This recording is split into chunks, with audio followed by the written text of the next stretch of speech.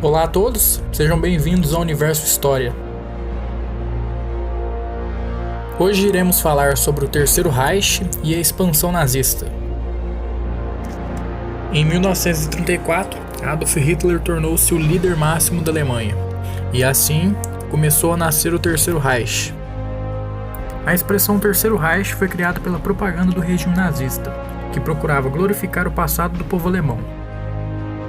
E de acordo com essa concepção, a história da Alemanha possuía dois períodos de grande destaque: o estabelecimento do Sacro Império Romano Germânico em 962 e a criação do Império Alemão em 1871. Desse modo, o Terceiro Reich deveria recriar mais um importante momento da glória do povo alemão.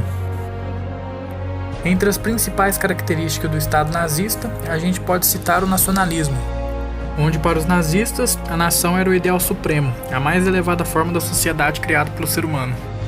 O totalitarismo, que era o regime político não democrático, onde era inexistente a separação dos poderes, ficando a totalidade do poder do Estado concentrado em uma pessoa só ou em um só partido.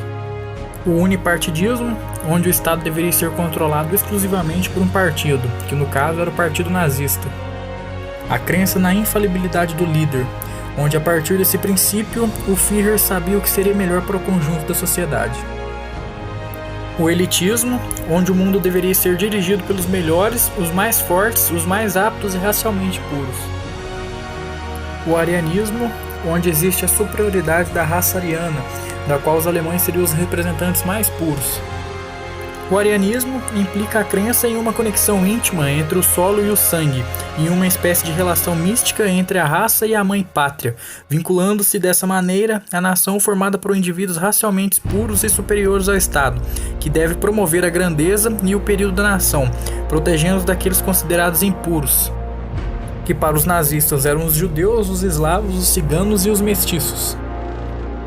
O antissemitismo, em razão da hostilidade contra o povo judeu, apoiada na ideia da superioridade da raça ariana, e fundamentando-se em explicações pseudocientíficas, os judeus perderam o direito à cidadania alemã, fato consolidado com a decretação das leis de Nuremberg em 1935.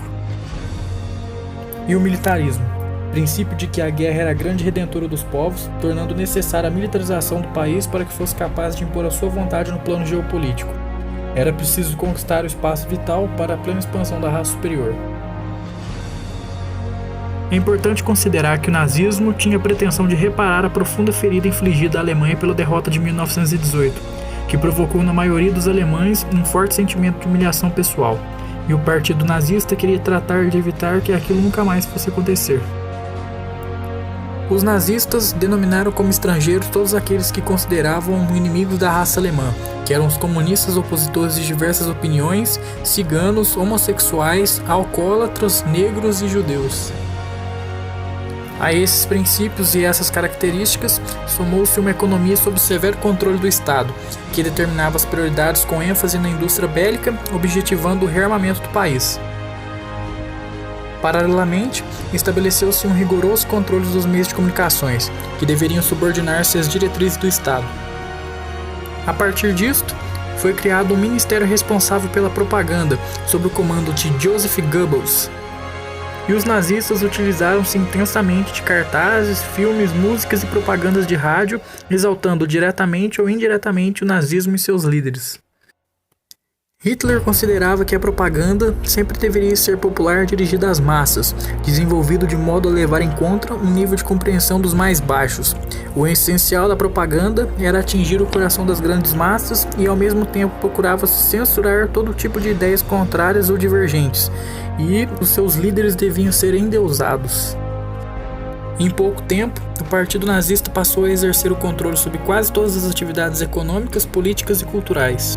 A partir da consolidação do Terceiro Reich, verificou-se não apenas uma completa nazificação da sociedade, mas também, paralelamente ao rearmamento, uma política externa cada vez mais agressiva. Os desdobramentos da expansão nazista contribuíram decisivamente para a eclosão da Segunda Guerra Mundial. Em março de 1936, as tropas alemãs ocuparam a Renânia, uma região limítrofe com a França. O Tratado de Versalhes estava sendo quebrado, porém nem a França e nem a Inglaterra fizeram nada. Em março de 1938, os nazistas anexaram a Áustria. Hitler despertou grande interesse em uma parte da Tchecoslováquia, onde ainda viviam povos alemães.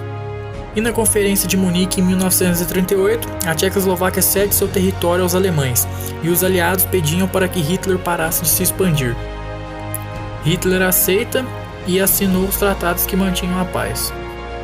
Porém, em março de 1939, Hitler invade metade da Tchecoslováquia, onde viviam apenas os povos tchecos, e novamente os aliados não fizeram nada.